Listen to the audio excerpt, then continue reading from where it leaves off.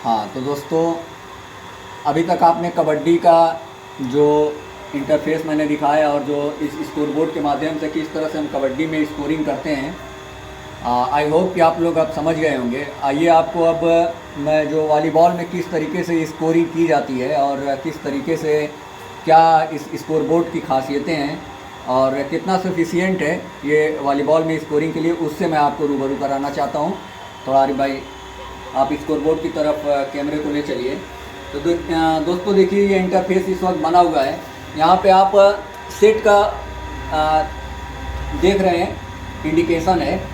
तो मान लीजिए यहाँ पे टोटल सेट जो होते हैं वॉलीबॉल में 5 सेट 6 सेट का जितने गेम होते हैं उसका इंडिकेशन मान लीजिए ये पहला, ये मान लीजिए तीसरा जो है, तीसरे हाफ में गेम चल रहा है, तीसरा सेट चल रहा है।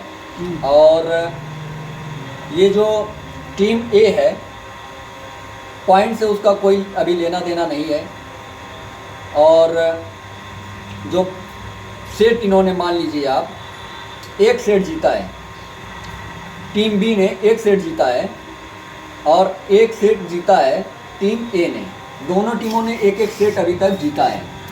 तो इस तरीके से वॉलीबॉल में स्कोरिंग होती है और गेम क्लॉक से इसका कोई मतलब नहीं है। दरअसल इस स्कोर बोर्ड की खासियत है, इसका इंटरफेस ऐसा है कि आप यही जो इंटरफेस देख रहे हैं, यही टेबल टेनिस और हॉकी या फुटबॉल या जो दीगर गेम होते हैं जिनमें पॉइंट के जरिए जो है खेल खेला जाता है, उसमें यही इंटरफेस काम करता है।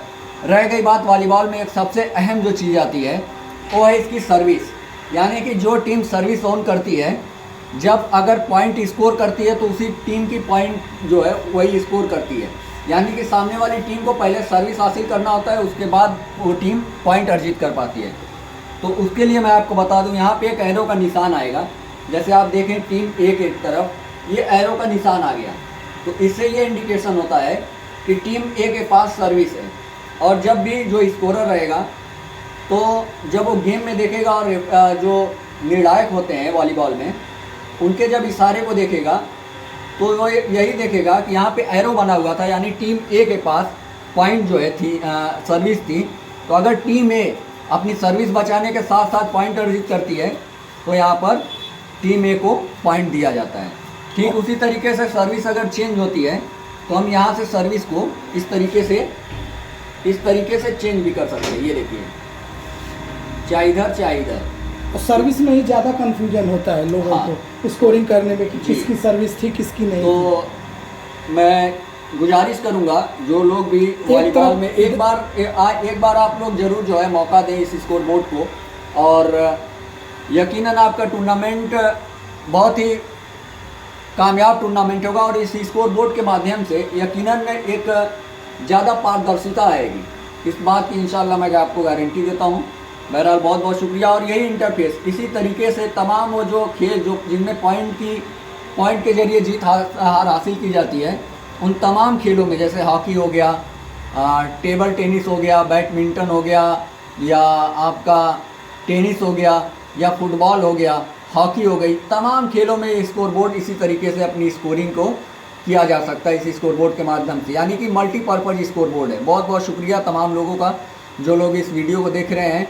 और अगर आप कोई भी टूर्नामेंट कराते हैं, चाहे वॉलीबॉल हो, चाहे अभी मैंने पिछले दिनों देखा कि मुबारकपुर में एक बड़ा बेहतरीन फुटबॉल का भी टूर्नामेंट हुआ, तो अगर इस तरह से फुटबॉल के भी टूर्नामेंट या मैच होते हैं तो एक बार ज़रूर आप लोग हमको खिदमत का मौका दें। और ये स्कोर बोर्ड जरूर आपके टूर्नामेंट में क्रांति लाएगा। बिल्कुल स्कोर के बिल्कुल आरिफ भाई मामले में। बिल्कुल।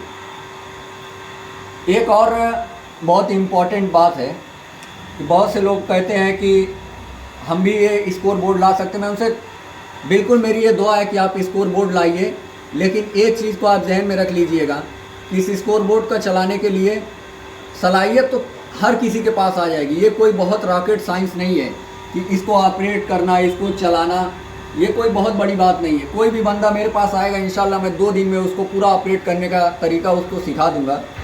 लेकिन लगन होना बहुत ज़रूरी है और जिस गेम में आप जा रहे हैं उस गेम से मोहब्बत होना आपको बहुत ज़रूरी है। ये पहली शर्त है इस स्कोर बोर्ड को चलाने के लिए और इसको दूर दूर तक लेकर जाने के लिए और पूरी रात जागने के लिए, उसके लिए जुनून होना और उस खेल से मोहब्बत होना पहली शर्त है। बहरहाल बहुत बहुत शुक्रिया।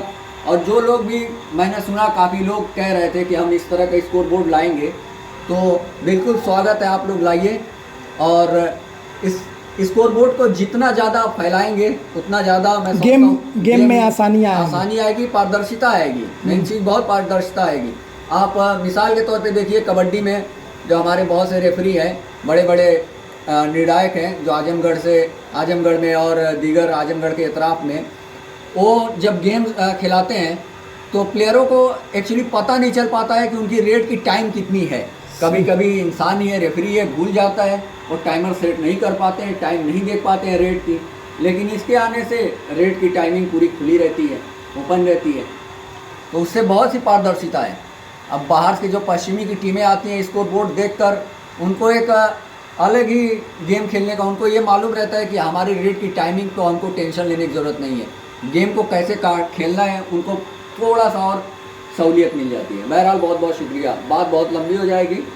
तो इस तरीके से ये स्कोर बोर्ड वर्क करता है।